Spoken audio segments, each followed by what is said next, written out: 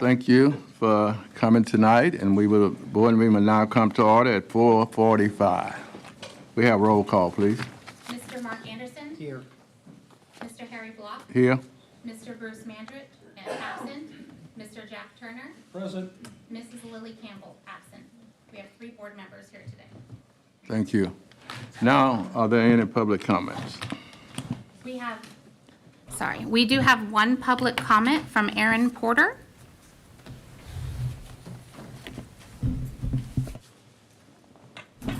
We'll have 3 minutes, and if you push the red button, it'll turn your mic.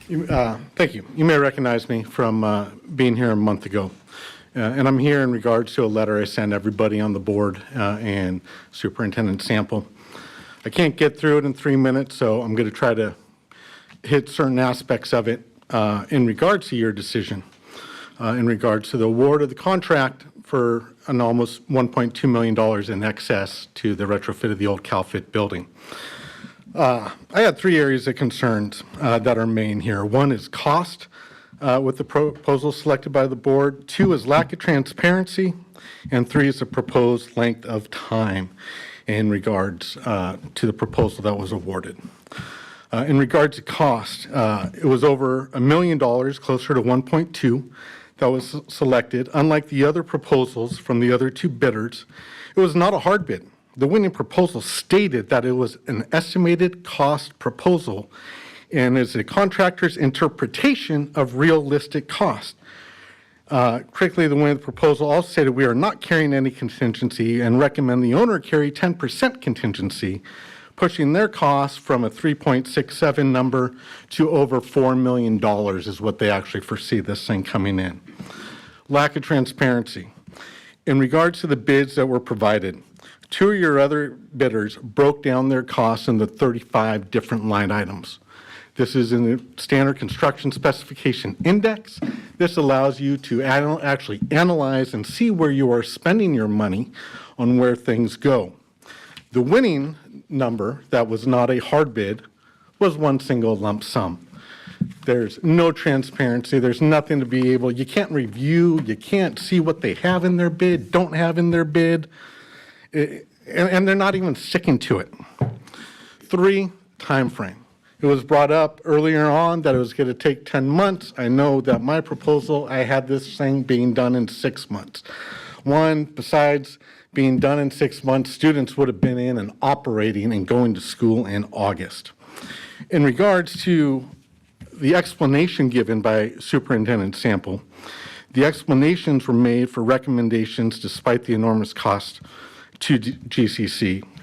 It did not count for reasonable justifications to the selection of a proposal that is more expensive, less transparent, and takes longer.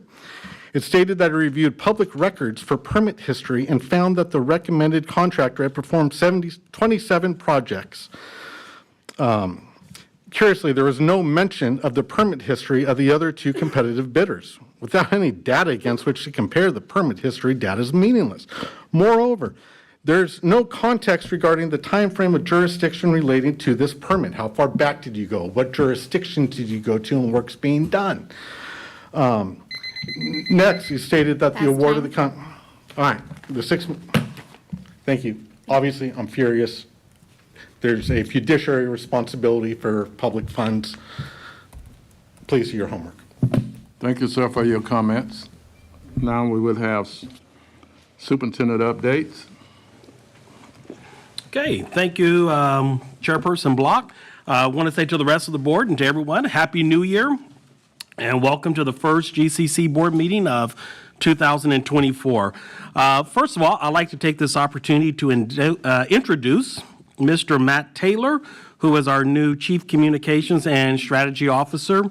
Matt joins us as a key member of our cabinet and team and will serve as our GCC strategy, communications, government relations, community engagement leader, and as all of our cabinet members, lives in the world of and other duties as assigned.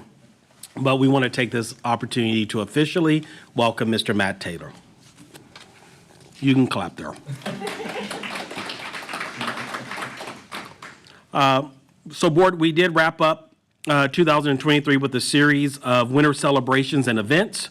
I want to extend my gratitude to our cabinet as well as board members for their participation in these events over the course of a month. And so really proud of the work that happened on all of our school sites, from winter celebrations, winter performances. I mean, just really a lot of great work. So good job to our team.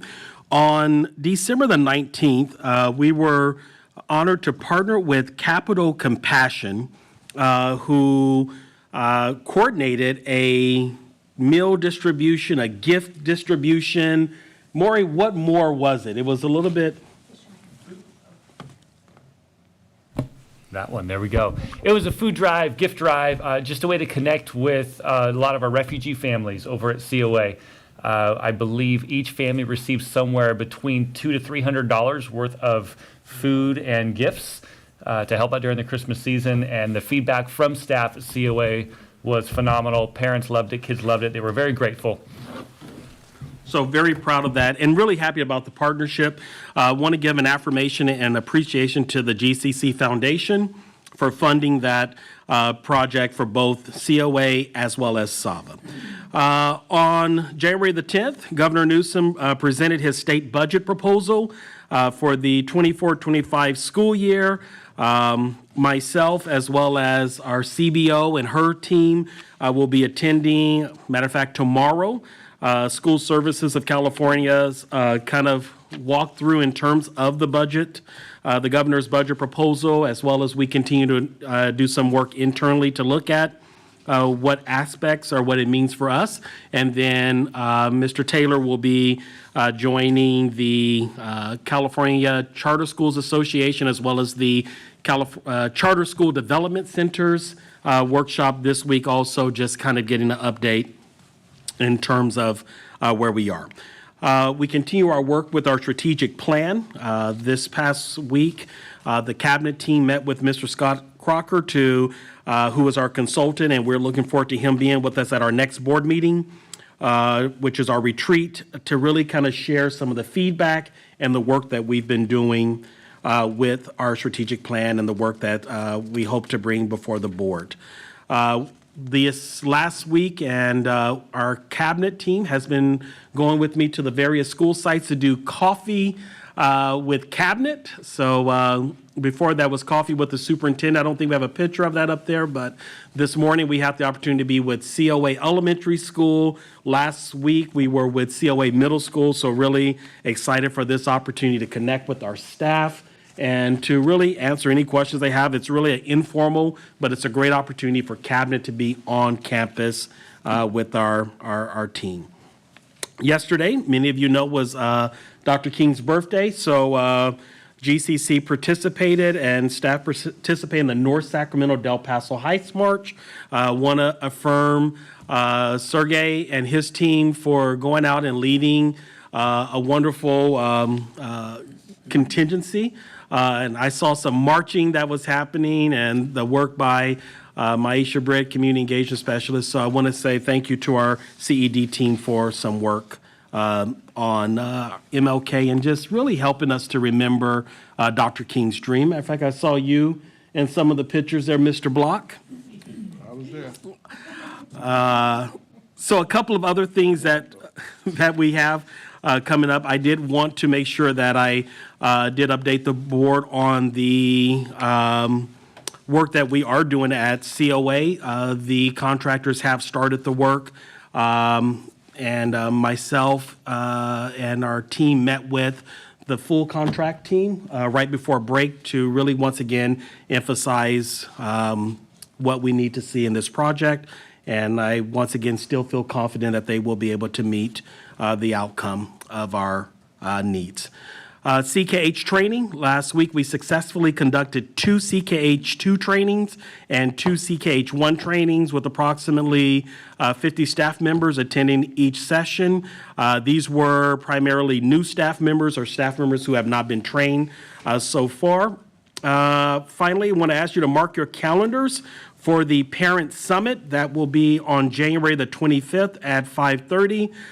It will be held at the Rancho Del Paso site, and if you have questions, you can check in with Director Terekov, who will be more than happy to share with you what's happening there. But we have parent workshops. We're going to have parent recognition, as well as some other activities for our parents. And then finally, the GCC Art contest. Really was excited about the winners, and so I want to share with you a brief video of our art contest winners. So with that being said. Hey GCC, this is Adrian Pierre. I'm one of your professional learning coaches, and this year with our theme Level Up, we have a new art contest theme, which was New Year, New Beginning. We got some amazing new submissions. We expanded this contest to include 7 mediums, and we had some amazing submissions from all across the GCC. Every school contributed, and we were very impressed with the artwork. Super excited to introduce the winners. These are the first place winners from our art contest. It was a really tough competition.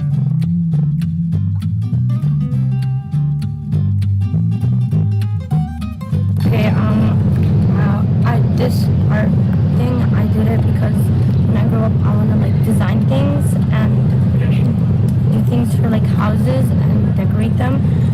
And I'm really into art, so I drew this piece and it really meant a lot to me. And it took me 21 hours, so I'm proud of it. I want to be an architect.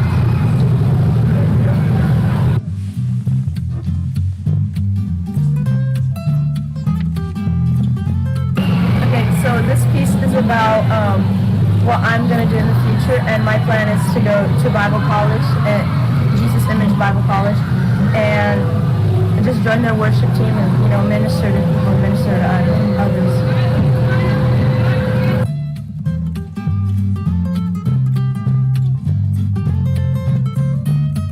Hi, my name is Ian, and I want to first place in fashion.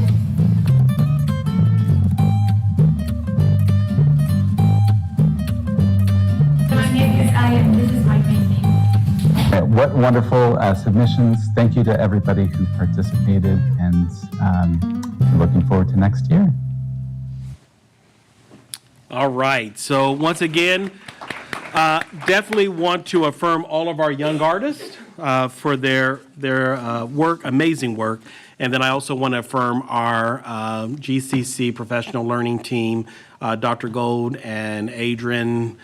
Kimberly also really did a lot of work to pull this together, so great job, team. And with that being said, Mr. Chair, that is the superintendent's report for today. Thank you, sir. Board, do you have any comments? Anything? Okay, thank you. Okay, we'd like to move item 7.1 up, since we have someone who's representing Gilbert and Association here, so we'll ask them to come up. And Mr. Meyer, you want to introduce them?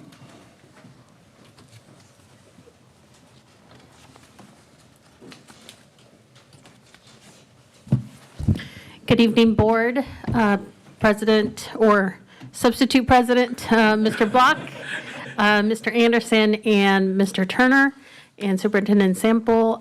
We have Sarah Ellis from Gilbert that will be presenting our final audit report for the 22-23 year.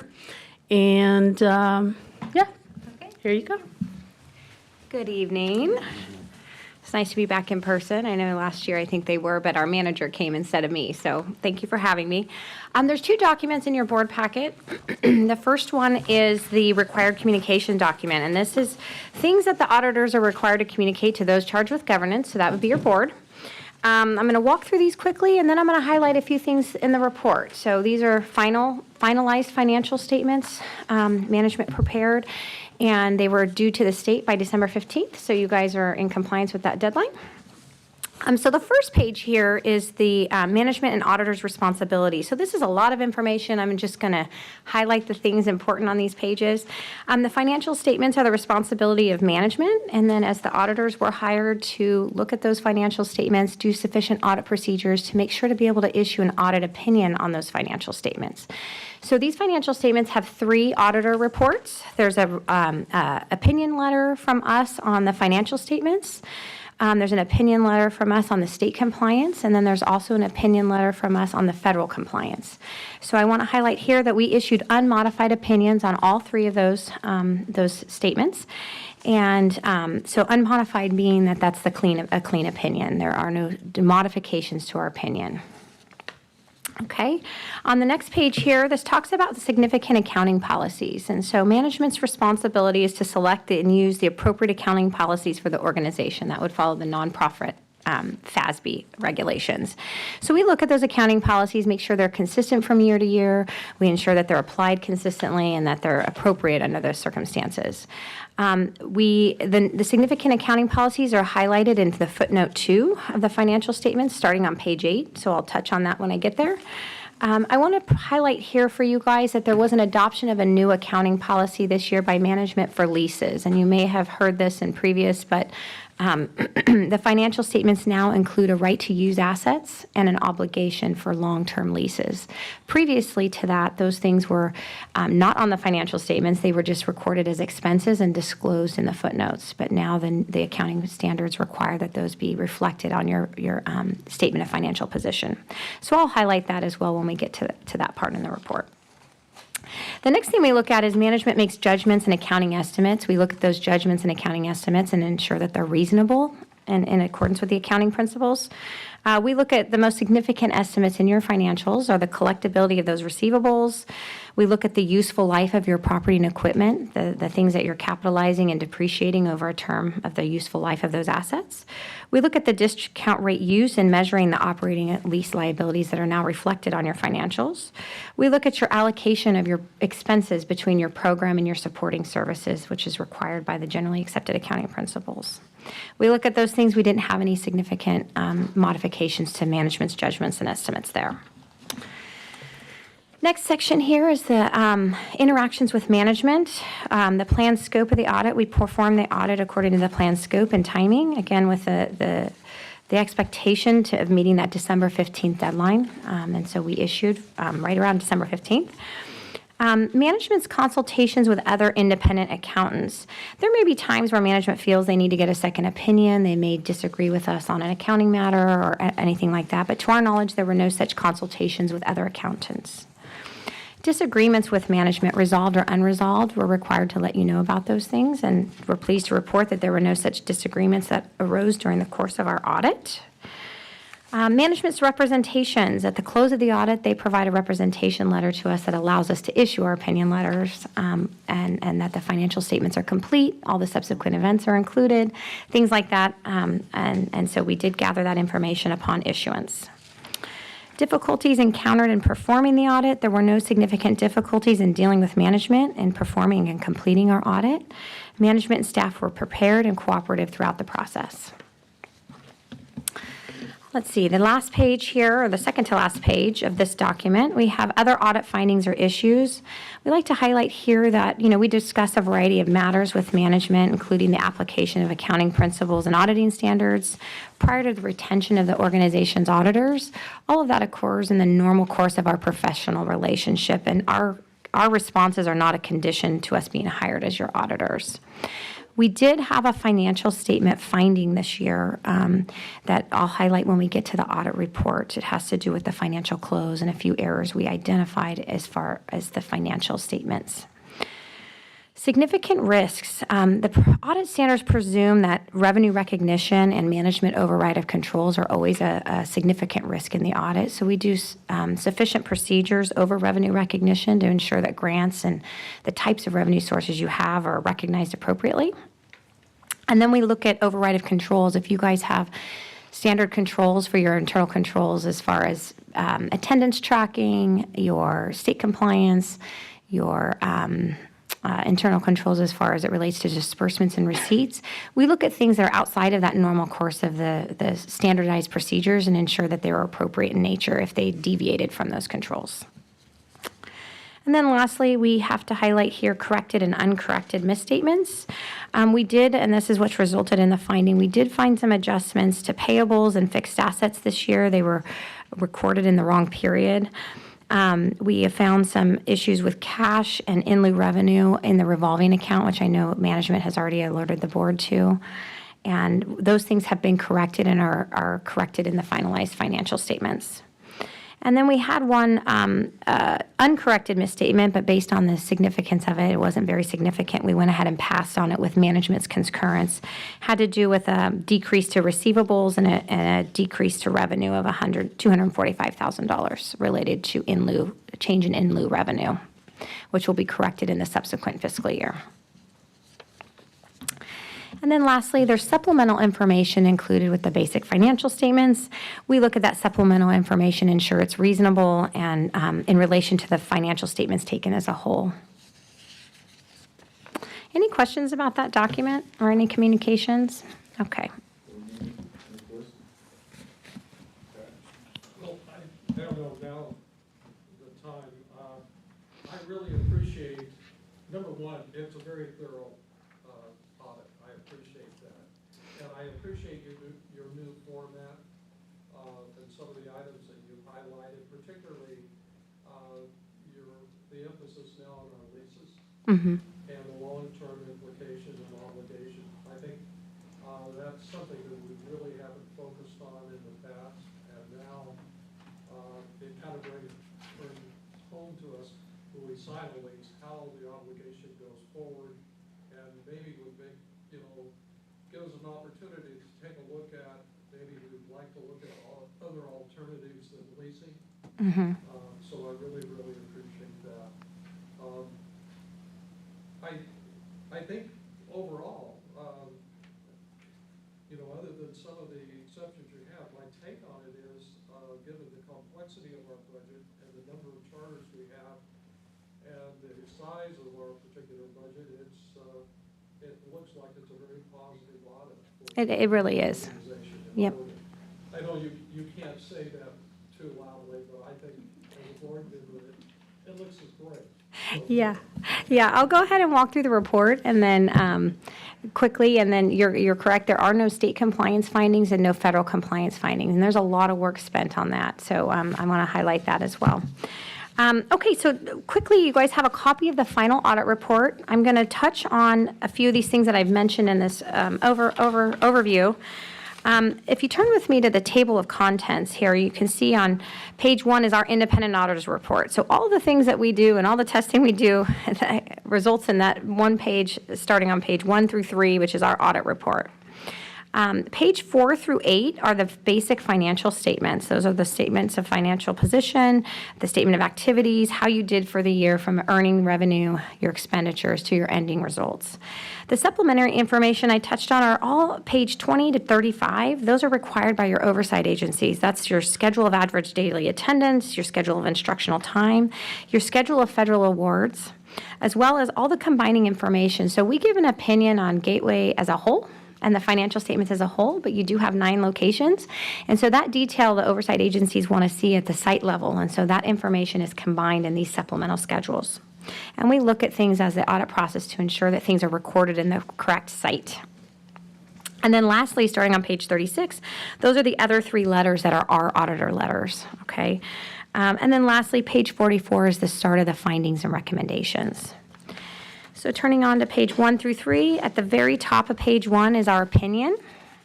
Right there at the top there, you can see the opinion. That's that we did sufficient work. We planned our audit and the scope of our audit to ensure that we can give an opinion that these financial statements are fairly stated. It's not an absolute, but it's very, that they're fairly stated in accordance with GAAP.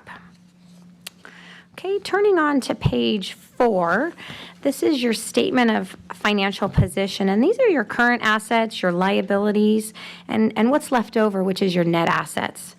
So I want to highlight here on page 4 you can see that you talk about the leases and that new implementing, Jack, that new standard, the right of use assets for the operating leases. That's $24 million that's now reflecting it as an asset on the books. Those are things that you're obligated for. You're depreciating now those assets or that right to use those assets over a period of time. And then you can see under current liabilities on page 4, you have the lease liabilities. You have a current portion of $2.4 million, and then the long-term portion of that for $22.4 million. And so those are your long-term obligations related to those leases. So that's the biggest change from the previous year in looking at the financials is the adding of that asset on the books and the related liability. Really is a net wash, right? But it definitely is new. Then moving down on page 4, you can see your net assets. You have total net assets. This is everything left over. If you take your assets, less all of your liabilities, you have $110 million of net assets. Some of that is unrestricted, $94.3 million is without donor restriction, but there's $16.2 million that's donor restricted, and that means these are grants from the state that have to be spent within a specific purpose. And so those are highlighted in note 12 of the footnotes that outlines what those restrictions are on those funds that you have collected or earned this year. Page 5, this is your statement of activities. This is the revenue earned by the organization throughout the year, of course, for online schools together. You have total of $107 million of total support revenue and gains. And then you can see your expenses, and these are expenses you've incurred for the year of $93 million, with a total net increase without donor restriction of $14.5 million, and a total overall increase in net assets of $24.4 million. Okay, moving along to page 6. This is your statement of functional expenses. This is the $93 million we talk about of expenses that incurred for the organization. 86% of that is spent on your program. 14% is spent on your supporting services. So that's basically 86 cents on the dollar spent on your program, which is a ratio that's fantastic. You know, we like to see anything above 70% in the nonprofit world, so that's great. Moving on to page 7, you have your statement of cash flows. This is how where the cash came from operating activities, your investing activities, and your financing activities. You have a net overall increase in cash and equivalents of $26.8 million. A lot of that has to do with a lot of the new state grants that you received this year in revenue, and some of that, of course, being held in restriction, as we talked about that $16 million that's held for restriction for specific purposes in your programs. Starting on page 8 is the notes to those financial statements. So note 2 is the accounting policies we talked about that support the financial statements and all those numbers that are in those previous pages. On page 10 is the outline of the new lease standard that was adopted as of July 1 of 22. You can see here there was $22.1 million of assets added to the books along with the related liability as of July 1, 22. And I know your team did a significant amount of work to get those calculations and get that information ready, utilizing a system to help calculate all of that. Moving along, the next note here, note 3, liquidity and availability of resources. This highlights here that the organization has almost $55.1 million of financials available for general expenditures within the next year. That's how liquid the organization is. So that's a healthy equivalent of 4 to 6 months of operating expenses. Note 4 here on page 11, cash and equivalents. Most of your cash is with the pooled with the county treasurer, but you do have some amounts held in by banks. And so this outlines the amount that's in excess of FDIC insured. That's a required disclosure. Accounts receivable, you have $10.4 million, all due from government agencies. No significant concern about the collectibility of those receivables, but certainly outlines who they're due from. Page 12 here, your investments. You do have some investments held at fair value. So this outlines what the makeup is of those investments in note 6. Note 7 has some required disclosures about the fair value hierarchy, meaning how easy it is to know if they're the fair value of those things. And so note 7 outlines what fair value hierarchy those are of that $7.5 million of investments. Property and equipment on page in note 8, on the bottom of page 8, you have $53 million of property and equipment. Those are those assets that you're building, you're capitalizing, improvements and things, and those are the things we look at and ensure that they're amortized appropriately over the useful life. Top of page 14, you have a line of credit. There was no outstanding balance as of June 30, but you do have an available line of credit should you need it. Note 10 is your debt. You have two loans with the state Prop 1D program. This outlines those outstanding balances and what those obligations are over the next 5 years and thereafter. Okay, note top of page 15, this is the new disclosure related to those leases. And so this outlines what those lease obligations are, what the value of those rights to use those assets and those lease liabilities are, and then the future minimum payments for these leases and when they become due. And I think that's helpful for budgeting purposes to know what those obligations are. Note 12 here at the bottom of page 15. These are your net assets, and we talked about those net assets that you have available. Some of those are board designated for certain things. You have $4.2 million of reserves for net assets without donor restrictions that are board designated. And then you have the almost $3 million of net assets with donor restrictions, and this just discloses what that $16.3 million is restricted for. And these are all state programs and funds that you received from state programs that have a specific purpose that you can use those monies for. Note 13, you still participate in CalPERS and CalSTRS. These are the required disclosures relating to you participating in those state programs, and all the related disclosures regarding that. Moving along, page 18 and 19, no significant changes to previous year. Bottom of page 19, you have a related party. You have the foundation that helps support the charter school, and there's our donations from the foundation that are earned that are donated to the organization, and so that information is disclosed there. Moving along, page 20 to 21 here, this is your organization, governing board, and administration. These are the supplemental schedules that are required by the oversight agencies as part of your submittal to the state controller's office and the CDE. Page 22 to 23, these are your average daily attendance. That's when the kids attend school. They earn that average daily attendance, and these disclosures are required by the oversight agencies. Same with the schedule of instructional time. There's a certain amount of minutes and days that are required. We audit that and ensure that you're in compliance with those state regulations, and this schedule is also part of the required package. Moving along to page 26, I'm going to stop here. This is your schedule of federal awards. You have $12.1 million of federal dollars, and what is required if you have over $750,000 of federal expenditures, we're required to do a separate audit over those dollars. And so this year you had to test three programs based on the calculations required by the feds. So we tested the Title I program, we tested the special education program, and we also tested the Education Stabilization Fund, which will probably be the last year of that. But again, we tested all three of those programs. There's probably 14 elements we look at within each of those programs, and it was a clean audit, no modifications to the opinion, and that's one of the opinion letters I mentioned. So no findings for federal compliance there.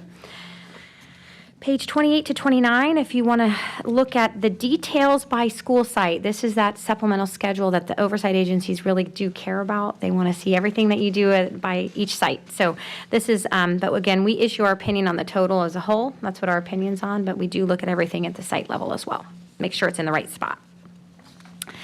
Page 30 to 34, this is the combining statement of all those functional expenses and the total of the $93 million we talked about.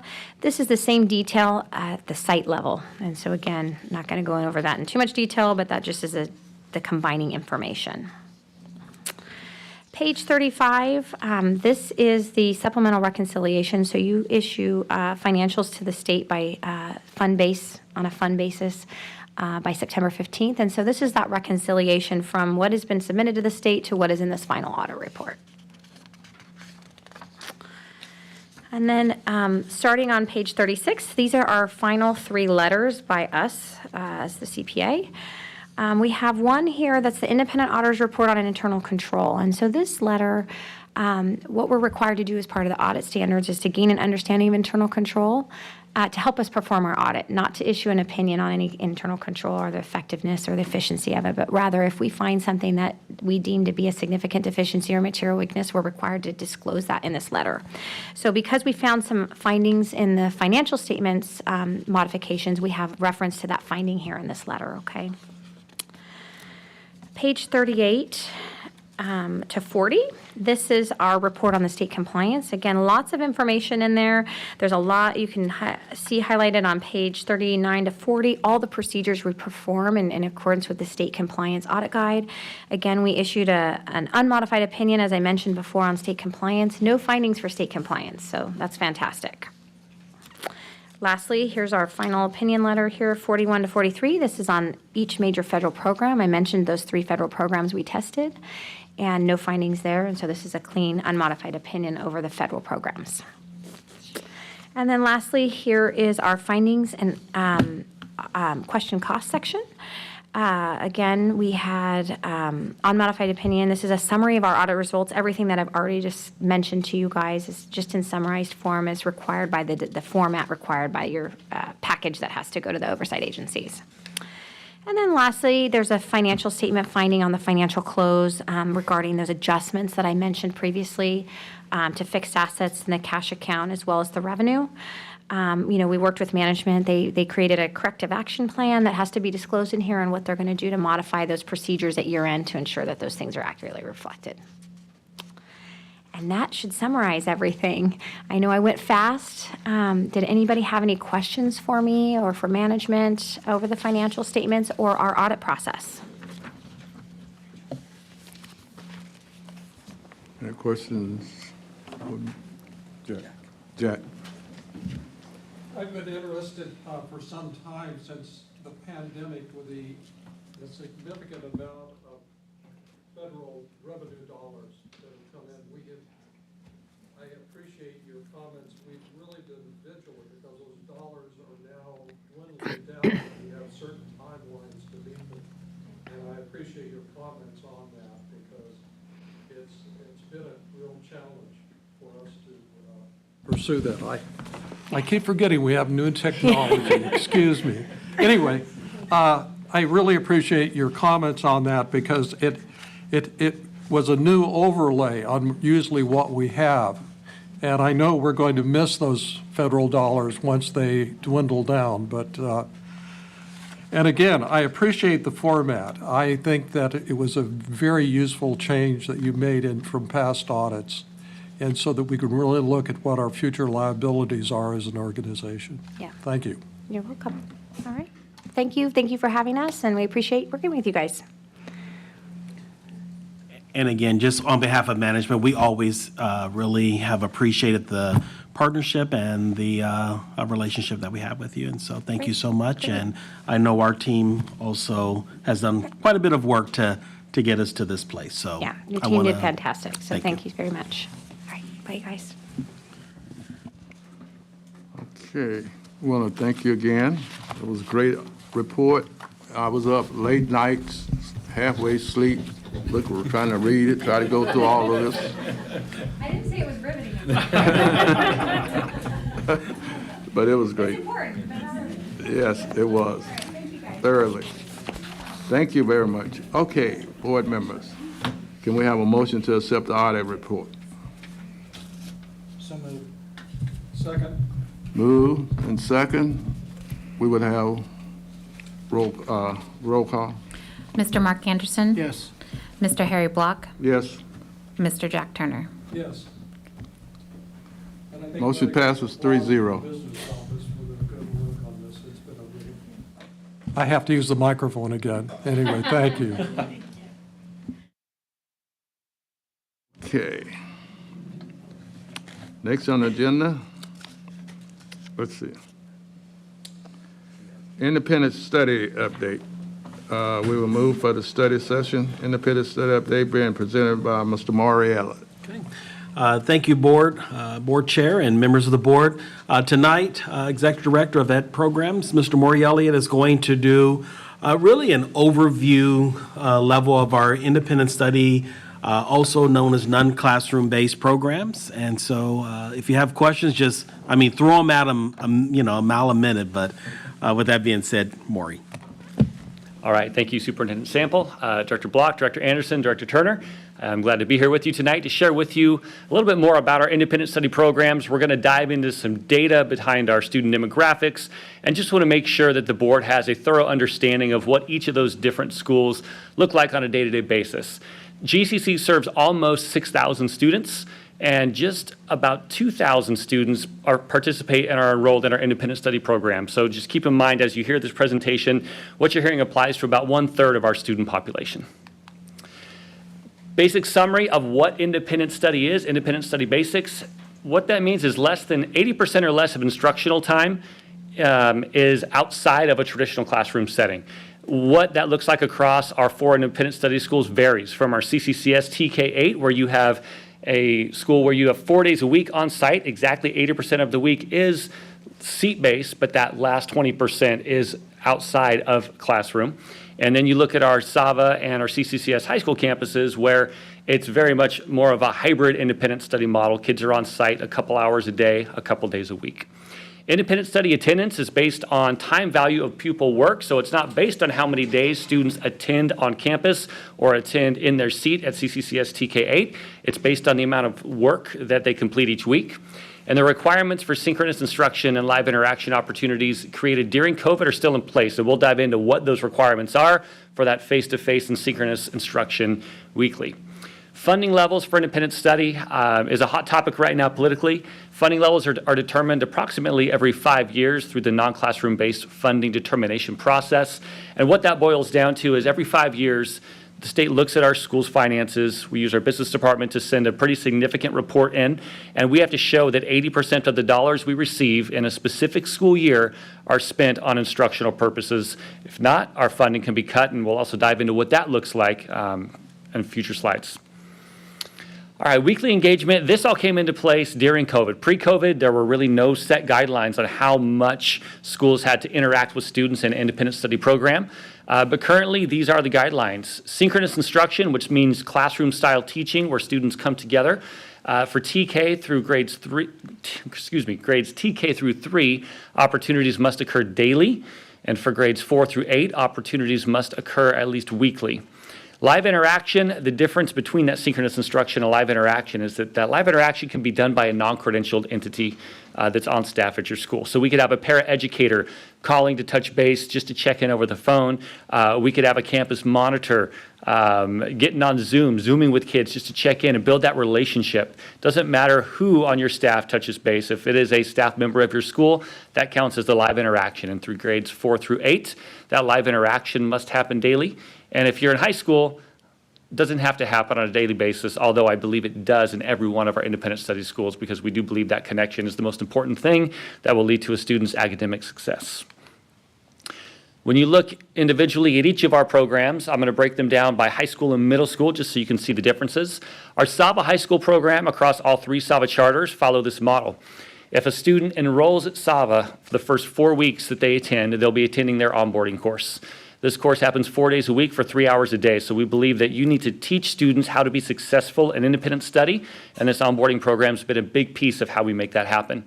A student will spend at least 3 hours a week with their supervising teacher, covering all of their core content, talking through lessons from the past week, being assigned work for the upcoming week.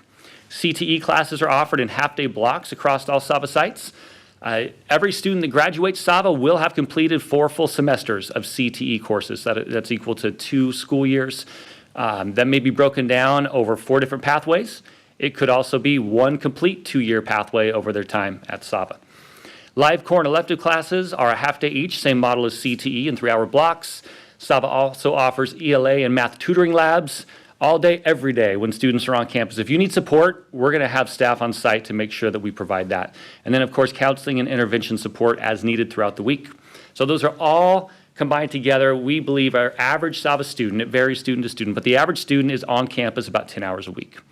Our middle school program at Sava is a little bit different. We know that middle schoolers need a little bit more attention, a little bit more direct instruction, and the model Sava currently runs is a Tuesday through Friday program, so 4 days a week, 3 hours a day, where students receive direct instruction through a project-based learning model across all core content areas, and we've also included art and CTE in that instruction during the week.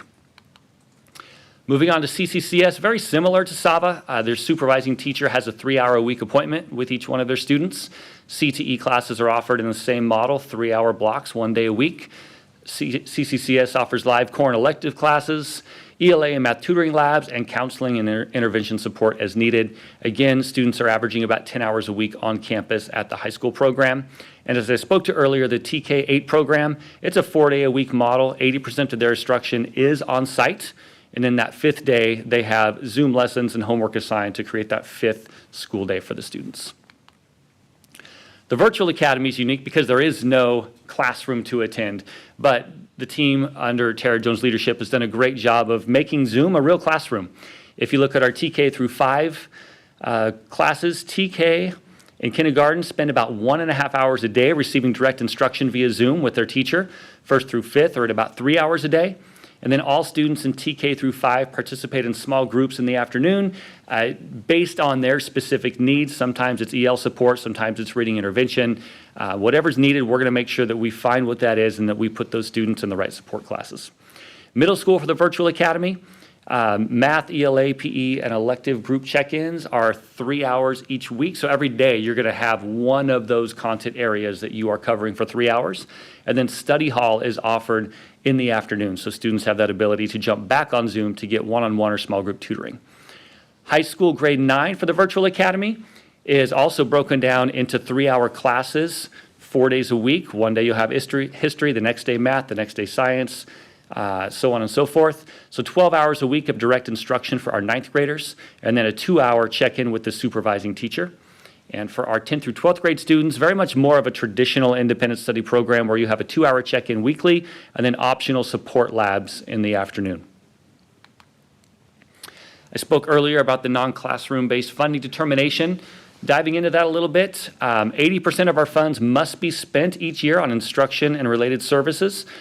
We can also count a small portion of our facilities costs towards that 80%. A lot of independent study schools don't have actual classrooms. We do across all of our independent study campuses.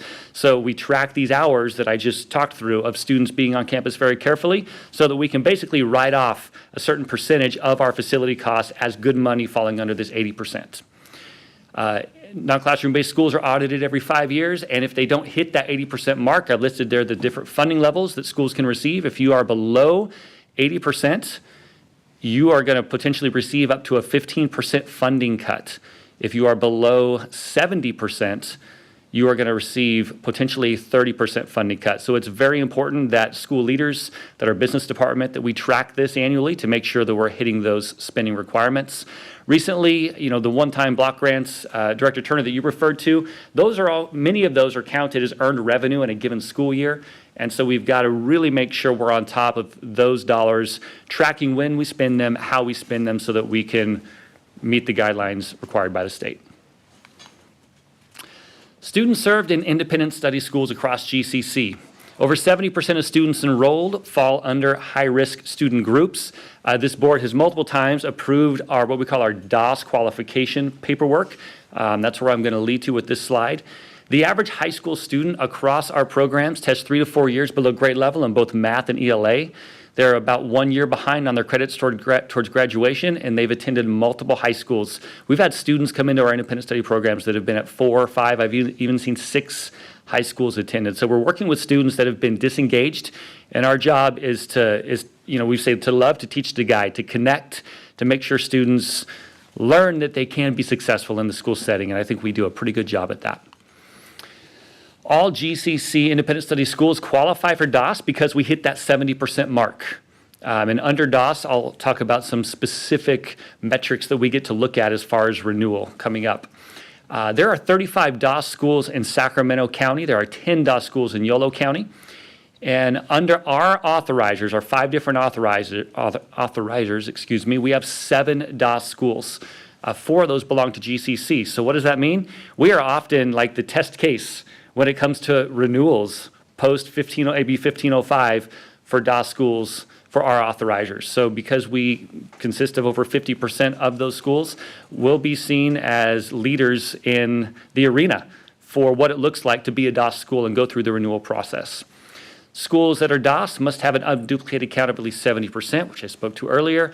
DOS metrics, although we have different metrics, including a 1-year grad rate, that we like to talk about. There's a reason behind it, there's power behind it, but for federal accountability purposes, we're not allowed to use it. So, for example, when you look on the California dashboard for all of our DOS schools, you're going to see a graduation rate, and I'll jump to the next slide here, that talks about, that talks about the 4-year rate and the 1-year rate. The 4-year rate is what's officially posted.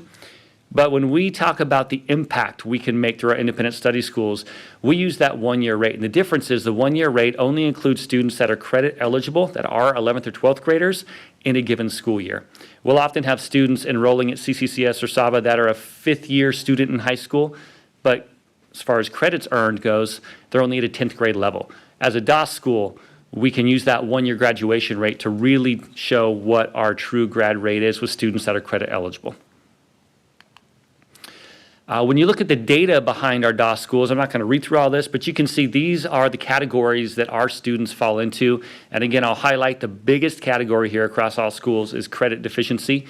That's where we really get up towards, above that 70% in qualifying for DOS. On average, we're looking at probably around 35 to 40%, maybe even higher, come to us a year credit deficient.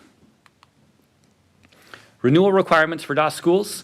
DOS schools have their own renewal criteria and are actually not eligible to be placed in a performance category like our other non-DOS schools. We're required to work with our authorizers and come up with alternative metrics that will really be used as how they judge us, how they judge our impact with our students and in our community. There's not a mandatory set length for a renewal of a DOS school, although we believe we're probably going to get a 5-year term, which has been traditionally what all charters receive. That changes now with the different criteria to 5 or 7, but we believe we'll probably stick in that 5-year renewal term. And then a chartering authority may only deny a renewal for a DOS school if they make written findings that the closure of the charter school is in the best interest of pupils. Kind of another safety net for DOS schools. The state recognizes that some of our traditional data isn't going to look like what most schools' data looks like. And if we can show that we're making an impact for students, they're going to allow us to continue to exist. The alternative metrics I spoke to as part of the renewal process are listed here. This is for SAVA, TRUSD, and the next 4 slides are all very similar. We have the foundation of these metrics are the same. The subpoints will vary by authorizer. Each authorizer gave a little bit different feedback, but ultimately what we're looking at for our DOS alternative metrics across all 4 of our independent studies schools are that 1-year graduation rate. We're looking at the college and career readiness indicator, making sure that we are moving students at least to that approaching prepared mark. We're looking at our nationally normed assessment data, which is currently iReady across all of our schools. We're looking at retention data, how many students are with us at the end of one school year that retain with us and are with us during the CBEDS date of the following school year. And I'm going to just run through these fairly fast because, like I said, they're the same for all of our schools with a few details that change in the subpoints. And we'll move on to graduation rates. Again, I spoke to the graduation rate a minute ago. Here's a definition of what a 4-year and a 1-year look like. The next slide is going to show graduation rate data for all of our independent study schools over the last 3 years. And I want you to keep in mind that this data was heavily impacted by AB 104 during COVID. What happened after COVID was the state came back and said, hey, we want to make sure that any students impacted by COVID can graduate even with the minimum state graduation requirements. So there were a number of students, not just with GCC, but across the state that received their high school diploma by meeting the minimum number of graduation requirements and not the A through G college prep requirements. So when you look at the data here, you can look at that 21-22 data, and for example, the 4 to 5 year graduation cohort rate for all of our schools was up in the 70 to 80% range. When we move to the following year, to 21-22, you see that 4 to 5 year rate dropped drastically because it went back to our regular graduation requirements where our students had to complete those 200 to 220 credits in order to earn their diploma.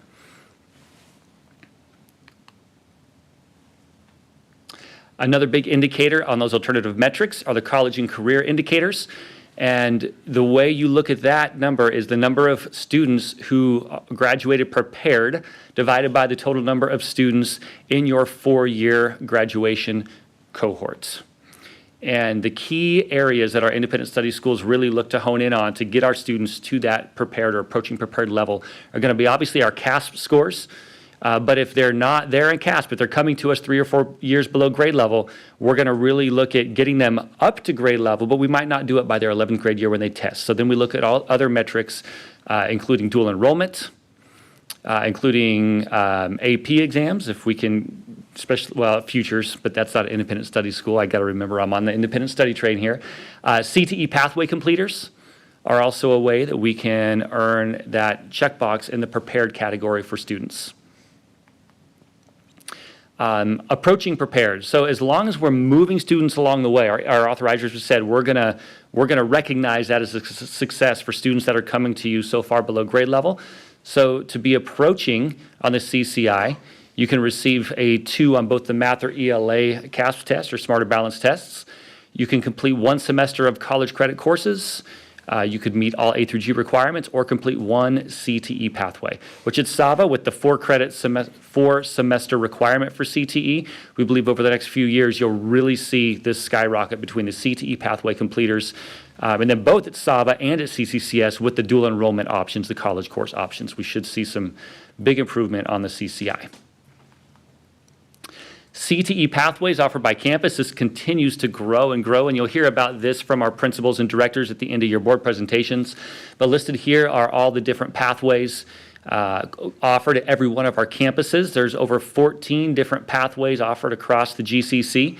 And we do also have transportation. So if students, one of the big ways we make sure we provide access to all students for these pathways is through our SUVs and being able to transport students from one campus to another, from CCCS over to SAVA and vice versa. If a student wants to be in a pathway, we find a way to get them there and make sure that there are no barriers via transportation. Politics heading into the 2024 legislative session. We could do an entire report just on what's upcoming here, but I'll summarize it quickly. 5 key issues in the upcoming session that we expect to be hot topics. One is going to be reforming the funding determination process that I spoke to earlier, really making sure that there's processes and accountability in place to make sure schools are accurately and with integrity spending their dollars. There's real or perceived gaps in accountability to prevent fraud and misappropriation, which really ties to number 3, standards and clarity for educational expenditures and parental and family accounts. Thankfully, as the GCC, when they refer to parental and family accounts, we don't have dollars that are in accounts for parents. We are responsible as school leaders, as principals, as a business office, as executive directors on how we spend those funds. So this pertains to a number of other non-classroom based schools, but still very important for us because what comes out of this can and probably will affect the funding that we receive. So we want to make sure we're heavily involved in the advocacy and the conversations around it.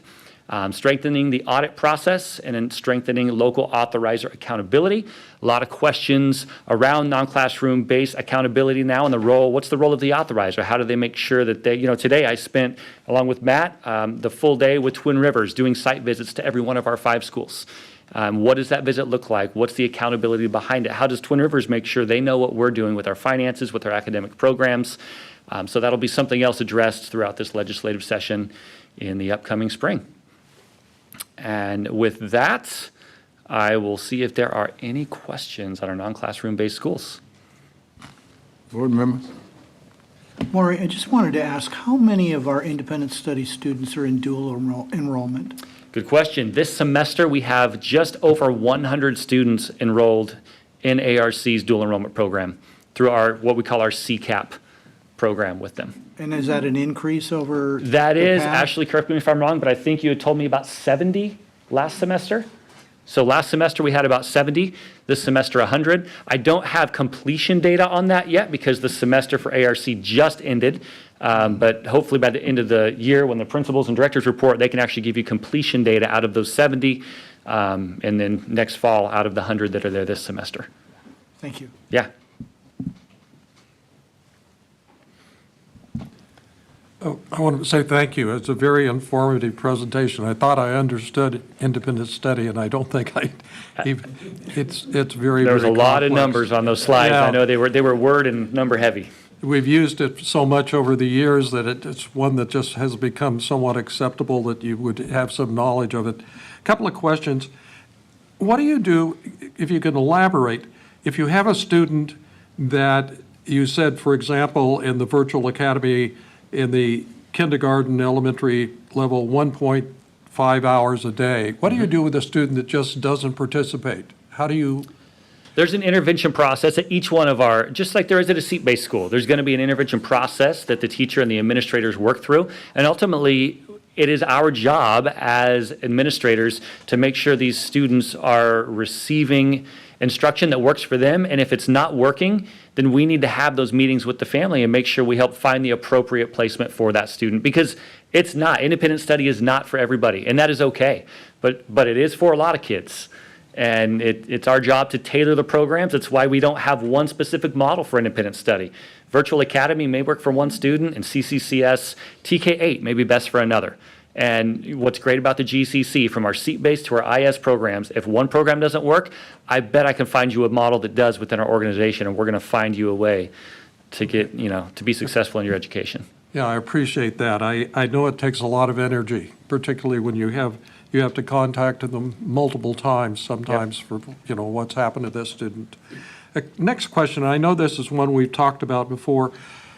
Do you have a mechanism for tracking students that graduate from your programs and go on to higher education, community college, university, whatever? Do you have a way of getting those numbers? So two mechanisms for that. One is the National Student Clearinghouse, where we can pull data. And the last data we have from that for SAVA, I don't have the CCCS data, but for SAVA, so this would be pre-COVID numbers because that data trails like years behind.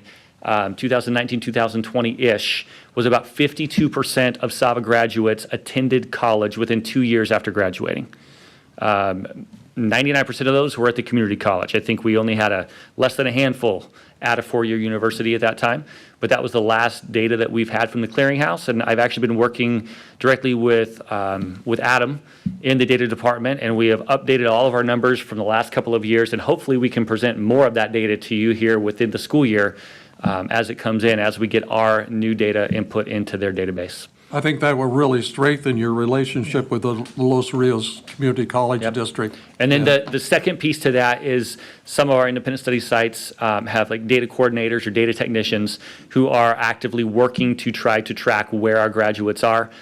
It's very hard just on the phone once students graduate, so it's not perfect, but that's another way that we work to gather that data, even though it's not always very effective. We at least try. All right, thank you. Yep. I just had a follow-up question in regards to the, what we're providing the students that are doing independent study. Do they all have computers that we're providing, or are they providing them? And are we 100% also provided doing- by the GCC. We've been able to use a lot Okay. of our one-time COVID dollars, ESSER funds specifically. Okay. You guys have approved a lot of massive Chromebook orders Right, because I we know allow that. every one of our students, I believe across the whole GCC even, to have a Chromebook to take home to make sure they have access, as well as Wi-Fi hotspots. Okay, so we do the They have that hotspots as well. connectivity as well. Okay. So that, again, removing barriers Right. with the population of students that we all know we serve. Every little barrier we remove means they're one step closer to being successful. I guess I had one more follow-up question, especially with independent study. So what is the communication with the parents or the guardians of these students? Are we communicating with them on a fairly regular basis of how their Absolutely, students are and doing? I would expect it could be even heavier communication than at a traditional seat-based program where there's day-to-day interaction student to teacher.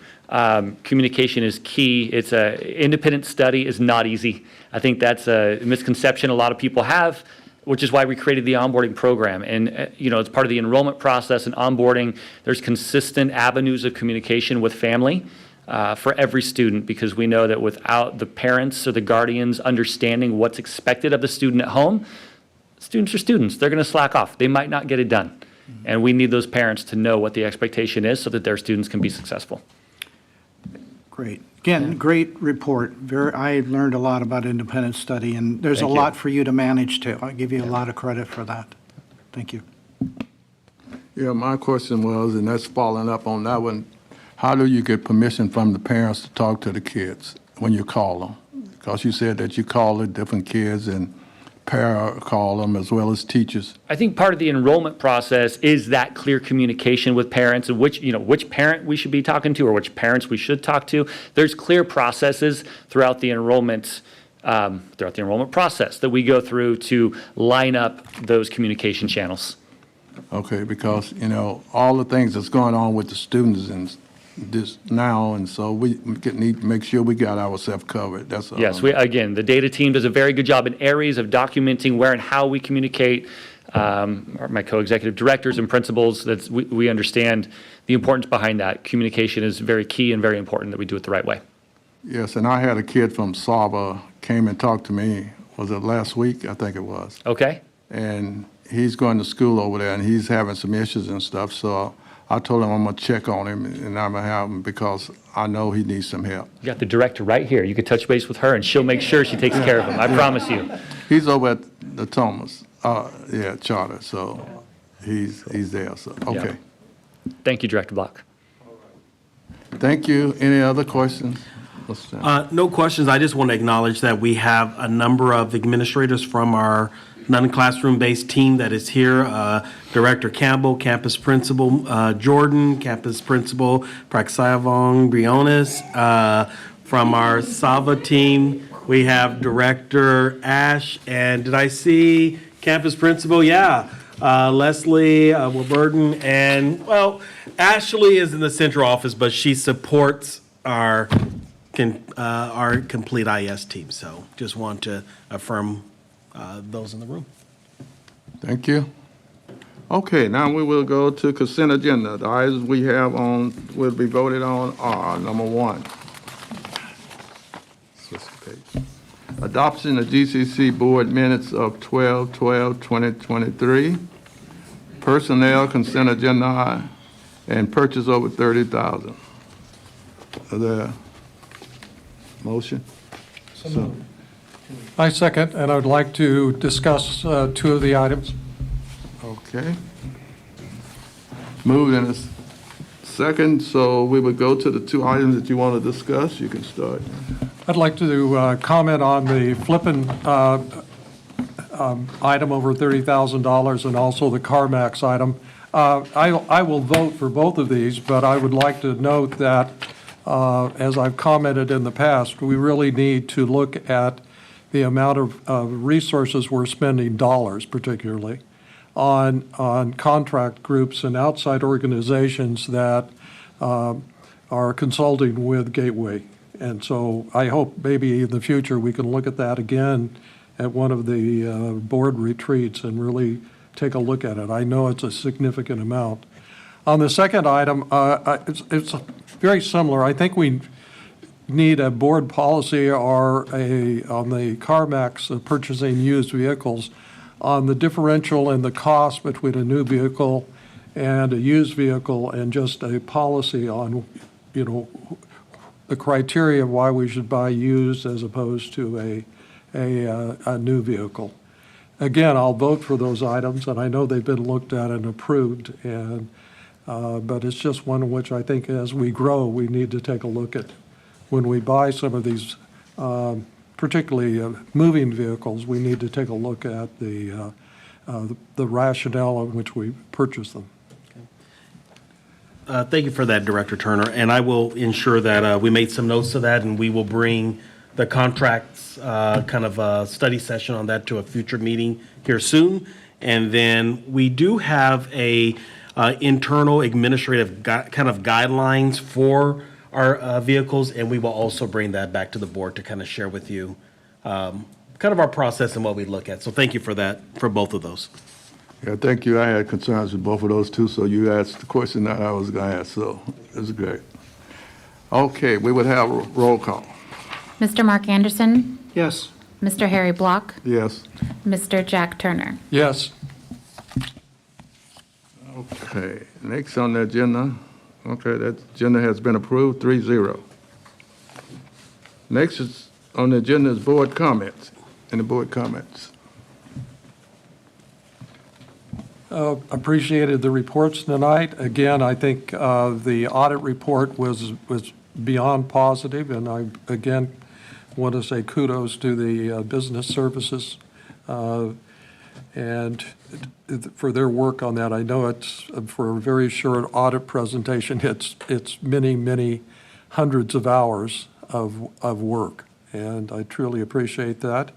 And I just, again, it's hard to believe that we're already 16 days into January and moving along. So anyway, thank you.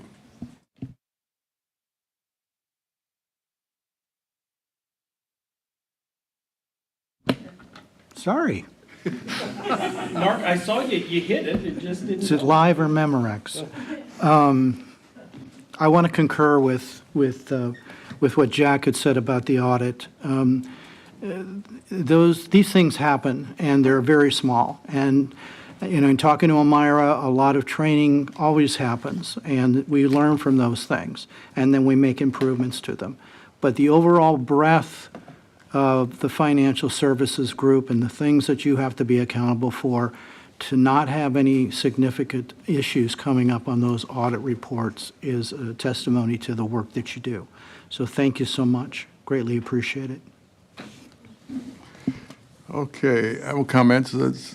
I went to HLA last week, attended 2 days for their award ceremony for HLA kids, and it was nice to see those kids back. And my good thing was that we're back in school again for the new year, and most of them came back, so that was a great thing. So that was a good thing for me. Another thing is that I attended the march yesterday, even though I didn't walk because I just walked a little bit. I walked to the food line, I walked and got some food. And I went parked over at the Robinson Center and sit out there and waited on them to come by so we can give up water to them. So, you know, it was great, but it was a great event, and it was great to be out there and to enjoy. And with that, we'll go to the next thing on our agenda is closed session. Closed session is in regards to litigation pursuant to paragraph 2 or 3 of subdivision D of Government Code 54956.91 case. Okay, we will be taking a short break and go into closed session. If you want to, you can leave or come back, whatever.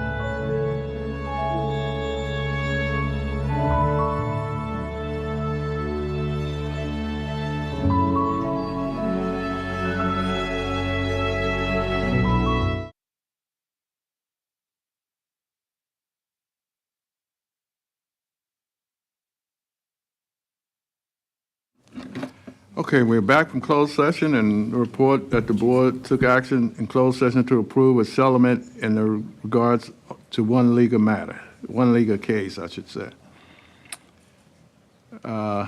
Next is announcement of next board meeting. Mr. Block, our next board meeting will be our retreat on February 6th, and it will start at 9 a.m. at the Sierra Health Foundation. Thank you. Closing comments. Do we have any other board closing comments? None? Great. Well, just one comment from staff. Thank you, Mr. Block, for chairing our meeting tonight. Great job. So, yeah, I'll leave it at that. Yes. Been 15 years since I've done this, so. I was trying to count the years, but I know it's a long time since I've done this. He's so. running for a future position. No. No. Okay. With that, do we have a motion to adjourn? So moved. Second. Move, all in favor? This meeting is now adjourned. Thank you.